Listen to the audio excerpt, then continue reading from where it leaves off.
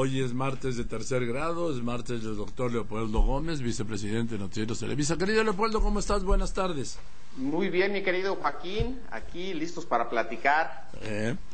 Hablábamos, bueno, lo comentaba, lo hablábamos anoche y lo hemos hablado ya algunas veces de esto que tú analizas muy bien hoy, como académico que eres, en el sentido de que pues cada candidato se hace la ecuación y hace su propia conclusión que va a ganar, ¿no? Si no, pues no se metería. Pues así es, Joaquín. La semana pasada hablábamos de cómo ya estamos en toda la lógica de los destapes, pero también de las sumas y restas, que a donde va sacan una servilleta y sobre la servilleta la gente empieza a hacer números para decir que puede ganar uno o que puede ganar otro o que va a ganar también a veces. Y en ese sentido también platicamos específicamente de las cuentas que hacen algunos priistas y cuál sería, digamos, la fórmula mágica para que pudieran ganar el 18 si se dan todas las condiciones que establecen en sus sumas y restas. Y a partir de ahí lo interesante, o lo que me pareció interesante, es que en realidad los candidatos, sus equipos y hasta sus simpatizantes pues siempre hacen cuentas muy interesantes, porque en política pareciera que nadie pierde. Hasta los candidatos más marginales se crean escenarios en los que ellos acaban siendo los triunfadores de una elección. Muchas veces desde fuera a veces dices, bueno, pero ¿para qué le entra a esta campaña si no tiene ninguna posibilidad de ganar?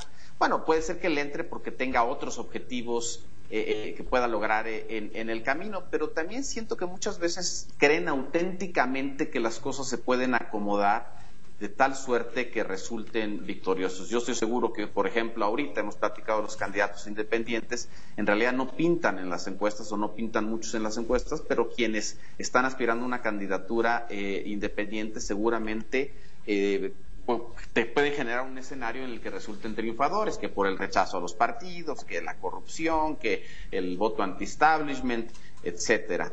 Entonces, pues sí, así es. Y yo me preguntaba, bueno, ¿qué los lleva a estas conclusiones, a hacer esas cuentas tan alegres cuando verdaderamente creen que pueden ganar, cuando desde fuera se ve que no es así?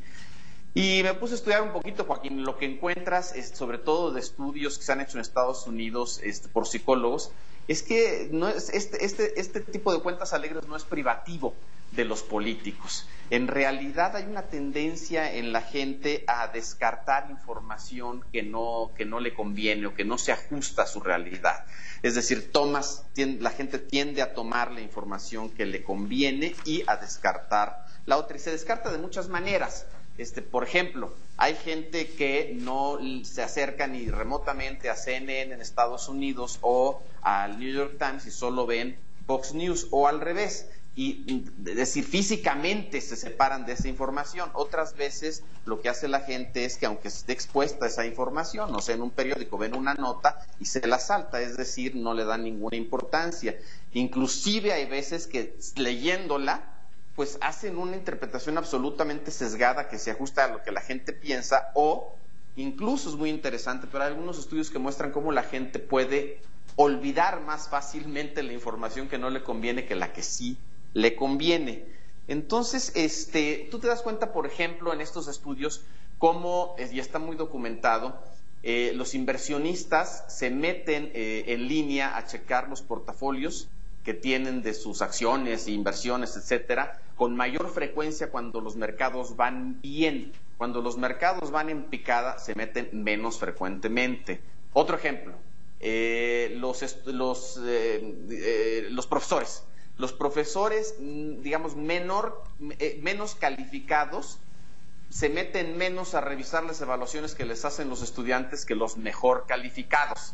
Y así en muchos campos. En el de la medicina también es fascinante, Joaquín. Hay gente que aunque tenga la posibilidad de hacerse pruebas gratis y saben que están en riesgo de alguna enfermedad, algunas enfermedades como el SIDA incluso, no se hacen los estudios, o si se los hacen, una parte importante no regresa por el resultado. Y después en encuestas se dice, ¿por qué no regresaste por ese resultado? Pues por miedo a encontrarme una información que no me quiero encontrar.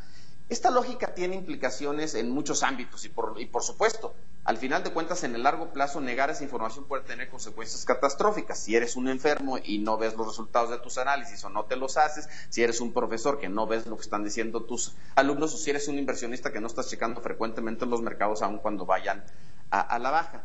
Y en el ámbito político también, Joaquín, y este tema creo que lo vemos de manera más clara, que cómo se está fragmentando la realidad en los medios de comunicación. Dado que la gente cada vez más busca información que se ajuste a sus preconcepciones y que hay más ofertas, digamos, disponibles para acudir a los nichos en los que se genera y se divulga esa información, y me refiero principalmente a todo lo que está sucediendo con las redes sociales, internet, etcétera, pues lo que está sucediendo es que está empujando a los medios más tradicionales a tomar posiciones que se ajusten a un nicho, a lo que quiere un nicho. Entonces, en ese sentido, cada vez se polarizan más las cosas. Yo creo que en estos últimos tiempos, seguramente, Fox, por ejemplo, en Estados Unidos siempre ha tenido una tendencia muy clara, derechosa y sin ningún resquemor. Pues cada vez yo siento a CNN tomando una posición más claramente anti-Trump, es decir, como que las posiciones se empiezan a separar. ¿Por qué? Insisto, porque saben que la audiencia está buscando información que se ajuste a lo que piensa. Y en ese sentido, pues me parece que es lo que hacen también los candidatos. No es que no tengan toda la información, sino que probablemente solo se acercan o solo le dan mayor peso, o solo acomodan la información de tal suerte en donde su triunfo sea posible. Bueno, en el caso de candidatos marginales muy pequeños, si hacen eso, pues al final la única consecuencia es pues que se van a llevar una gran decepción. No es como el caso de un enfermo que no acude a tomar sus resultados. Pero en fin, eso es en cuanto a los candidatos. Pero en el ámbito más amplio de la política, pues sí tiene consecuencias esta tendencia que hay en la gente y que las redes vienen a acentuar. Y eso es porque cada vez se fragmenta más la realidad y se polarizan más las cosas. Y esos dos fenómenos, la fragmentación de la realidad y la polarización, pues son, entre otras cosas, los que explican el ascenso de Trump al poder y que se mantenga en el poder a pesar de la embestida de muchos de los medios tradicionales, porque tiene un grupo de gente que piensan como a él le habla, a ese grupo le habla a Trump, hay ciertos medios que reproducen eso bajo esa perspectiva, y con eso pues se puede seguir por semanas, meses o años, Joaquín.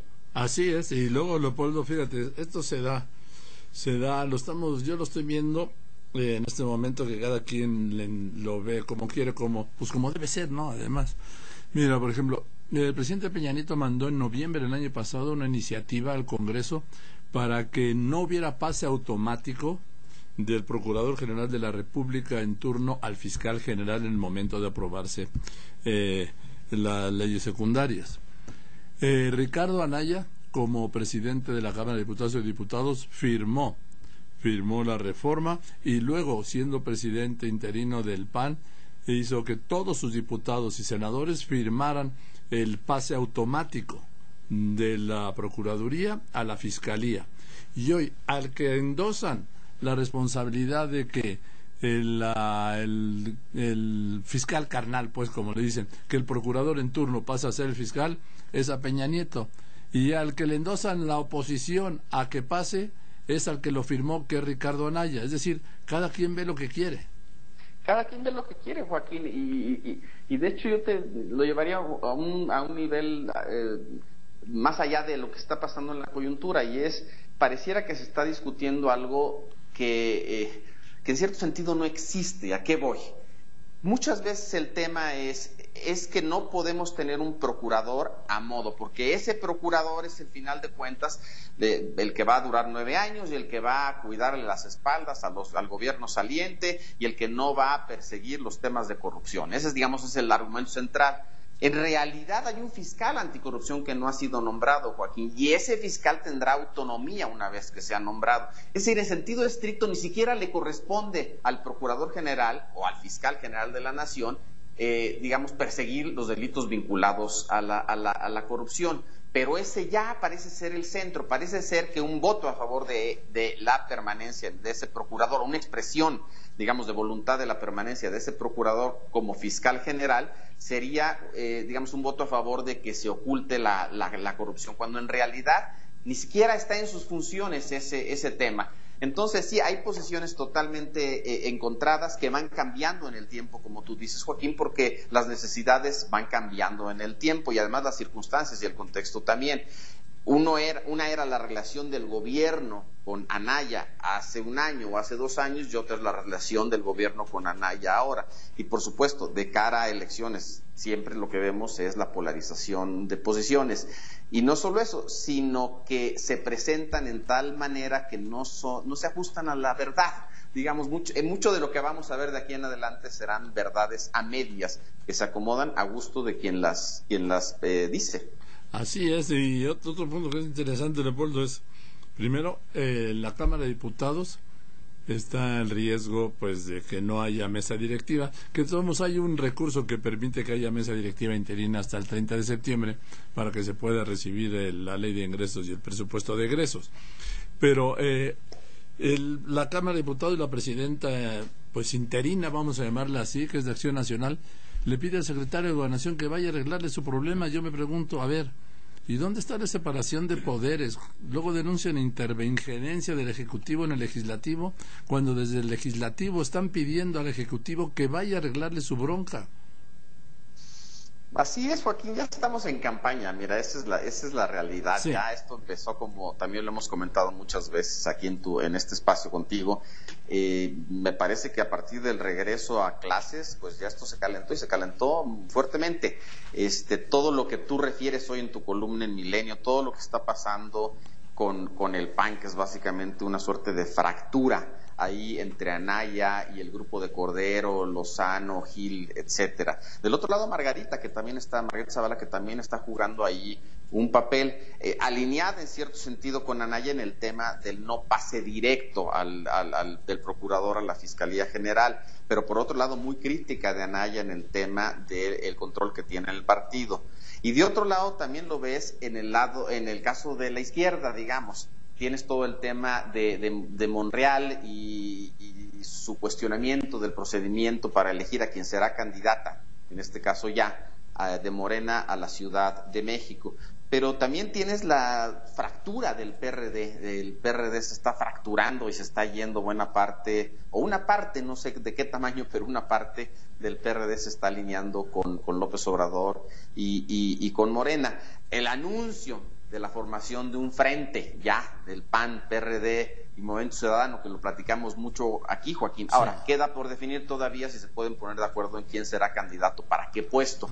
Me parece que ya debe haber un acuerdo en principio, pero queda por ver eso. Sí. En realidad lo que estás viendo, Joaquín, creo, es cómo se van acomodando las piezas todas ya de cara a la sucesión presidencial. Y no hay tema, creo, político que surja a la luz pública que no tenga que ser leído a partir de cómo favorece, perjudica, empuja a alguien, lo echa para atrás un paso de cara a la sucesión presidencial. Ahora, te informo que en este momento Morena pactó con el PRI, Nueva Alianza, El Verde, Encuentro Social, para someter a votación la instalación de la mesa directiva, quedando el PAN afuera, que también es otro mensaje, porque acaban de hacer la alianza PRD Morena, que por cierto, Leopoldo, dicen que no es electoral y termina en 2024, sí, este Frente Amplio opositor. Claro que es electoral. Oye, yo digo, ¿qué pues es un club de costura o un equipo de base o qué van a hacer? Claro que es electoral y el propósito central es el 18. Claro que tienen que hacer un argumento que no solo es sumar votos, o restarle a Morena en todo caso, pero que es una coalición de gobierno y que va a haber un programa y que en realidad implica, digamos, un posicionamiento frente a este gobierno caduco, digamos, y un cambio de régimen, incluso lo plantean, pero al final de cuentas se trata de sumar y restar votos, Joaquín. Así es, eso es el final, y además de que nos sigan considerando tontos, Leopoldo, por decirlo en este medio, sí, y que nos haga creer que nos tragamos esto de que no es una alianza electoral, pues es una falta de respeto, pero ya estamos acostumbrados a que nos falten el respeto. Lo que pasa es que ellos creen que no tenemos memoria. Muy bien, Joaquín. En fin, gracias, querido Leopoldo, te mando un abrazo. Otro abrazo, Joaquín. Nos vemos al rato, el doctor Leopoldo Gómez, porque hoy es martes de tercer grado.